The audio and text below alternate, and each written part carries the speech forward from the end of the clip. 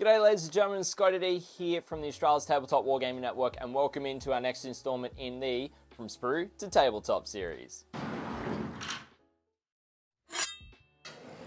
Alrighty everyone, so for today's installment in the From Sprue to Tabletop series, we're going to be working on some of the final parts of getting our Assault Intercessor up to the parade ready standard, which is going to be the edge highlighting and final details that we need to do on the model. Now, before we jump into the painting side of things, I also want to thank everyone that has been supporting us here on YouTube this year. Really appreciate your support, whether that's through subscribing or liking or just watching our videos. And if you haven't subscribed to the channel and you enjoy the content we create, make sure to hit that subscribe button, turn on that notification bell so you're notified as to when we are creating more content here on the YouTube channel. Now, before we jump into painting, when I say edge highlighting, that can come across quite daunting to a lot of people because it's one of those techniques that if you don't necessarily get it right, it doesn't look great. But the best thing that I can say from my 5+ years of experience doing edge highlighting, it's probably closer to about 8 to 10 now, is that edge highlighting is something you get better at over time, and you'll never be perfect at it. Every single time when you do edge highlighting, it will come across in a good way in some areas, not so great in the others, and it all just comes down to practice and patience. And so as you learn and develop your edge highlighting, it can take a lot of time to develop it. So be patient with yourself. If you don't get it perfect the first time, that's okay, because there are even times where I don't get it perfect on this Assault Intercessor when we are working on it. So let's jump over to the hobby desk and start this edge highlighting.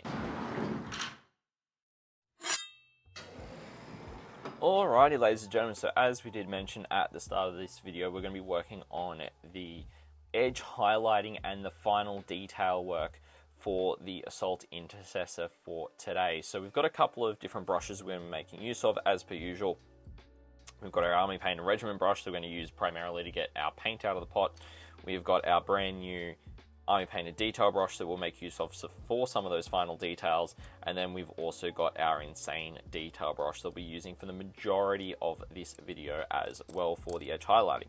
So we are going to start off with the edge highlighting. Now, you can go through and do multiple different edge highlights depending on the colors. Like if you wanted to edge highlight the gold, you got the metal you could do as well, or the leather and such. You could do multiple edge highlights in various spots, but we're actually only going to stick with doing the armor highlight, which we're going to use a Tabletop blue for the armor highlighting. And we're going to go through and we're going to do each segment of the Assault Intercessor at a time and just hit it with his Tabletop blue. So really the edge highlight will really make this armor pop quite nicely because it is that next color up for the Cantor blue. It will mean that because we're going to use the insane detail brush to do these edge highlights, it's going to take us a bit of time, so the time lapse will be a bit longer on this one. But it's really important because we only want to hit kind of those higher edges of the different areas of the armor as we go. So even if starting off here, we only kind of want to hit these raised edges ever so slightly. You don't want to get a massive amount of the edge highlighting color on them, and you can make it a little bit of a gradient in terms of like any hard lines or anything as well. You don't necessarily have to have them just fully straight hard lines, but you can use the flat edge of the brush or the body of the brush in various points, along with then also using the tip of the brush. They're the two kind of main ways you can go about doing the edge highlighting. So you can see here that I'm going to use the body of the brush just to get a nice controlled line across the top there, and just making sure that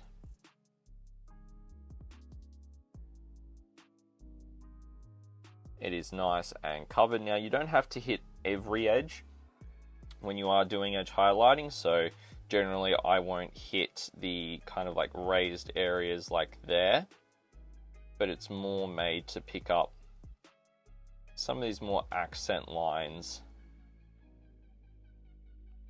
as you are going through and painting, you'll find you will need to wash out your brush a bit more as you're doing it, so that you've got a fresh amount of paint on the brush, that it's not dry on the tip of your brush, and so you're actually able to have some great control as you are working around the various areas of the model, getting these edge highlights done.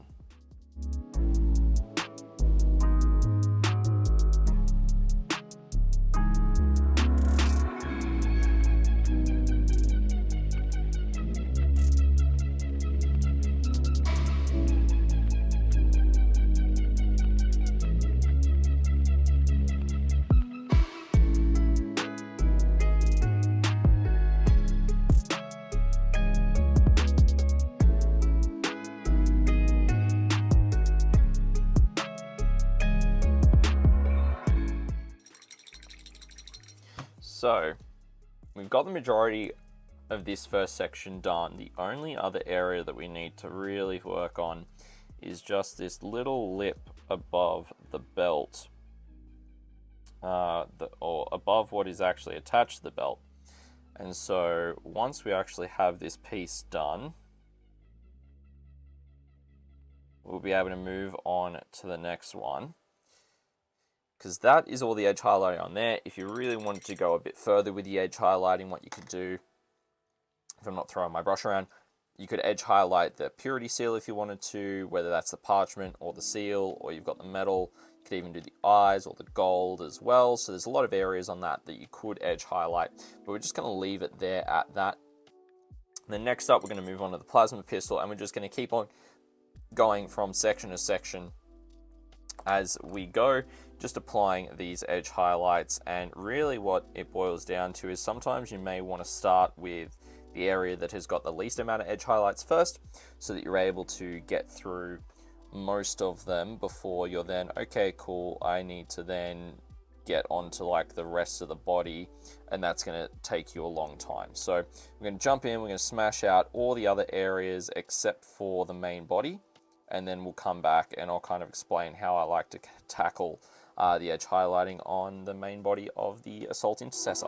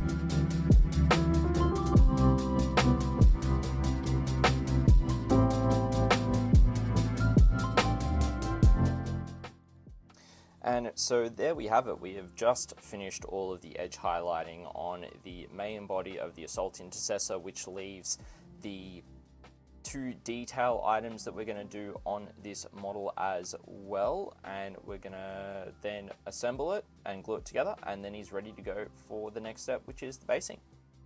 Alright, so as I've said before we jumped into actually working on the edge highlighting, there are some areas that I'm not the happiest with on this Assault Intercessor, and you know what? That is okay.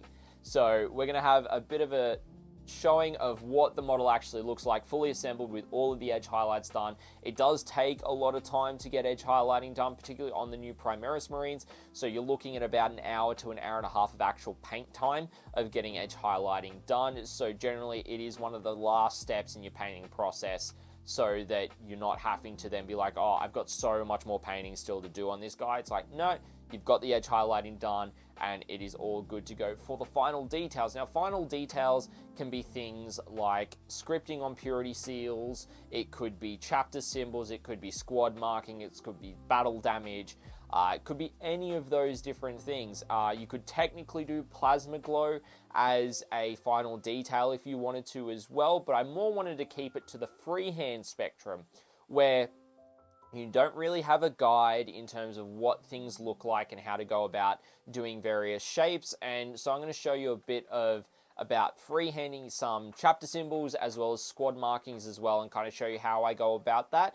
And the best way to also get better at doing freehand detail work is to actually just practice on your palette and practice that way with the colors. So we do a little bit of that as well in the hobbying part of this video. But why don't we just jump straight over to the hobby desk and continue to work on the final details for this Assault Intercessor. Alrighty, so we are up to the final details for the Assault Intercessor, which means we don't need to do any work on the side piece or the backpack that we've got up the top here. So we're going to start off by doing the chapter symbols, because these are really straightforward for my faction, which are my own chapter called the Champions of Salvation. It's really a crucifix is basically their chapter symbol. And so just going to grab a bit of corn red, which I'm going to be using to do their chapter symbol in 2 different spots. We're going to be doing it on the chainsword arm, which is the left arm of the miniature. And then we are also going to be doing it with the pauldron on that right-hand side of the model as well. So we're going to grab our detail brush. Now, normally I do it with a insane detail brush, but with this new detail brush being relatively fresh, I reckon we can achieve it with it as well. And so all we're going to do is just very simply do a bit of freehand. Now, the way that you can kind of practice this, and I'll show you on the wet palette in a second,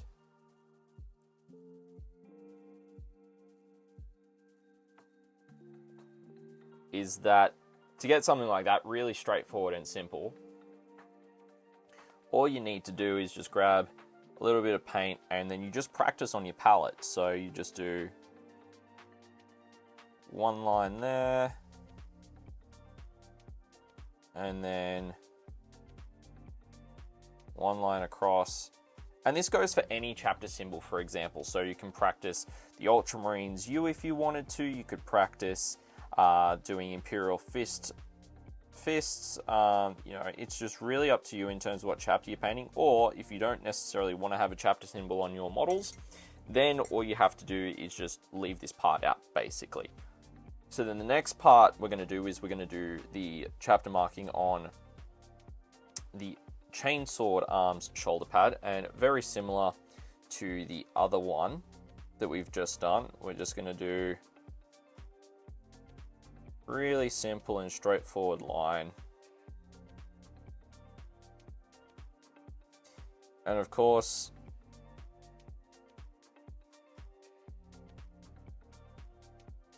keeping it nice and simple, and it does stand out being a darker red compared to the Wazdaka red we've done for the shoulder pads. Does mean it does stand out a lot more on the model. So that is the shoulder pad now done for the chapter symbols. Now we are going to do the squad marking. Now, I don't typically number my squads anymore. I just do traditional marking, which I use Administratum Grey is the grey that I use when I'm doing this. So just going to grab a little bit out that we need, and we're going to be doing a lightning bolt for this, which does take a little bit of work, but when it is finished, it does come up really nicely. So we're actually going to use the Insane Detail brush here, and as we do so, we actually want to water down the Administratum Grey as best as we can. And we're doing it on the plasma pistol shoulder pad. So the way that I typically will go about doing a lightning bolt is that I'll start off with a line for each kind of section, and then we'll build it up. So that's the first line, and that's the top. Then I'll do kind of this angled like 30-degree line going back up. Maybe a little bit further. It's about there. And then we'll do the same thing with the next line. That'll be the bottom line. So kind of from about there to that corner.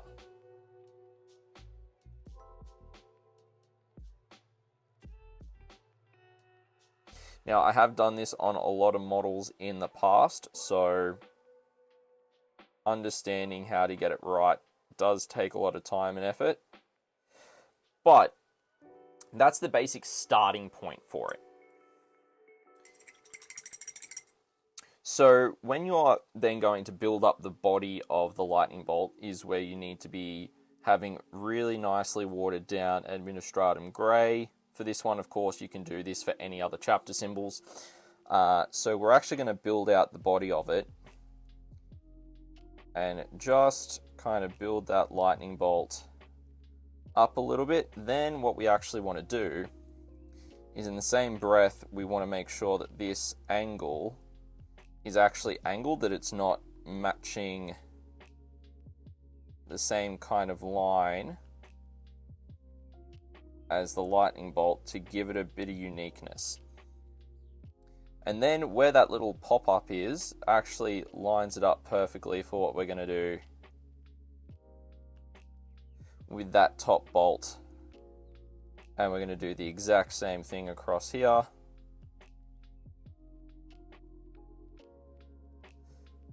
And just kind of do that. I know it doesn't look the greatest, and I've done better ones than this, I can tell you that.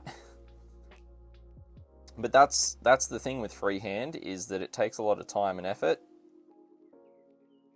But in the same vein,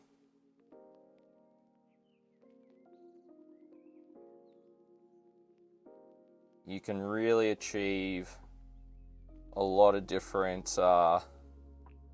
squad markings or chapter symbol variations in terms of what you're looking at doing.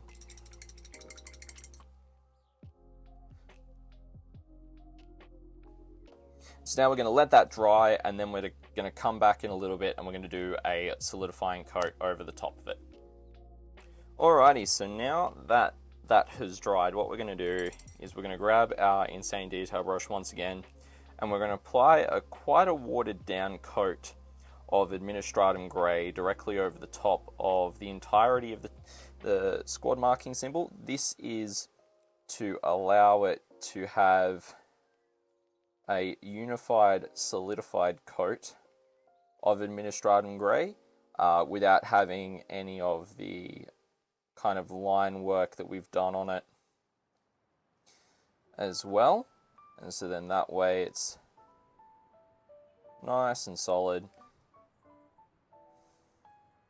without having any stroke marks or anything like that. And this kind of principle does go for anything else that you're doing that you need that kind of work done on. You just do that solidified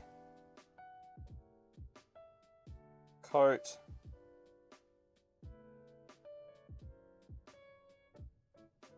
And there, that should dry, and that is the lightning bolt done, which then means as that dries, we are actually going to work on assembling the rest of the Assault Intercessor. So we're going to grab all these different parts with another fresh bit of paper towel and our plastic glue that we are going to clean off before we use, because the pipette has got a bunch of overflow on there. Mind you, it does tell me that it is flowing well, so even though, always do a bit of a test, make sure it is. Cool, so the first kind of step we want to do when we are looking to glue this guy together is we're going to do this little area on the inside, and we want to do the glue on this part of the model and not on the actual piece that's going in. So we've put the glue there.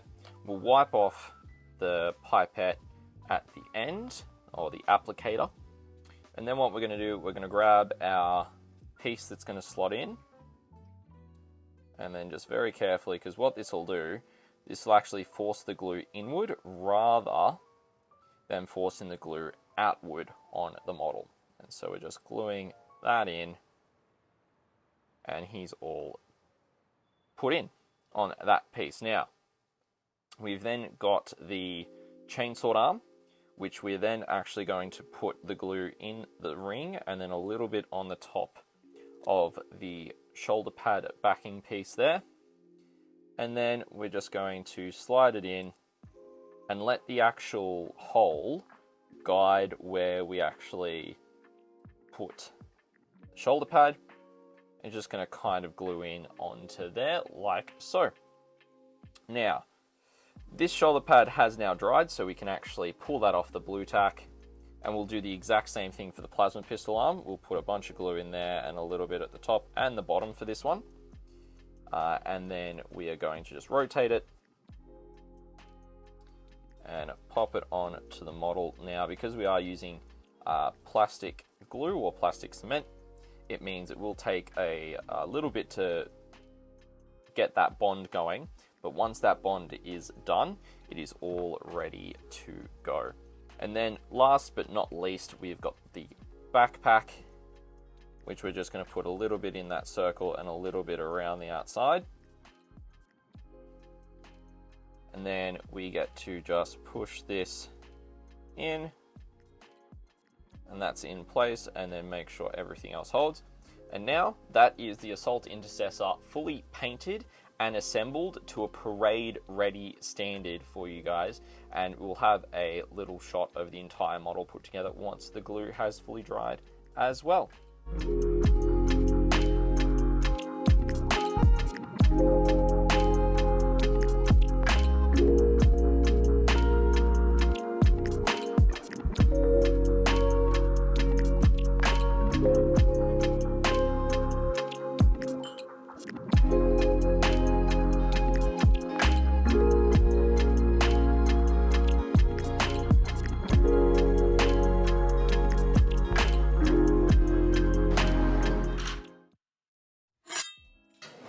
Alrighty, ladies and gentlemen, so that is going to be it for this installment from Sprue to Tabletop, and now we have actually got a fully painted Assault Intercessor who is done. His painting is done, we've just got to do the basing to finish him off, and he is now at a parade ready level once we get the basing done as well, which has been awesome to slowly work through all of the details for this miniature and show you the process that I go through as we do it as well. Now, if you did enjoy this video, make sure to hit the like button down below. If you have any feedback on these style of videos, feel free to leave it down in the comment section. And if you just don't have any feedback and you enjoy these videos, feel free to leave an emoji down below in the comment section too. And make sure you subscribe to the channel, turn on that notification bell so you're notified as to when we are releasing more content here on the ATWN as well. Now, if you do have any further questions on whether that's freehanding or detail work, or it could be about edge highlighting as well, make sure you follow us over on our Twitch channel so that you're able to catch us when we are live doing hobbying sessions. You can ask those style of questions during those, and I can actually show you live in person with the hobbying that I'm doing, how to go about doing those details and those different skills as well. But ladies and gentlemen, that's going to be it for this one. Thank you so much for watching, and I'll catch you in the next video.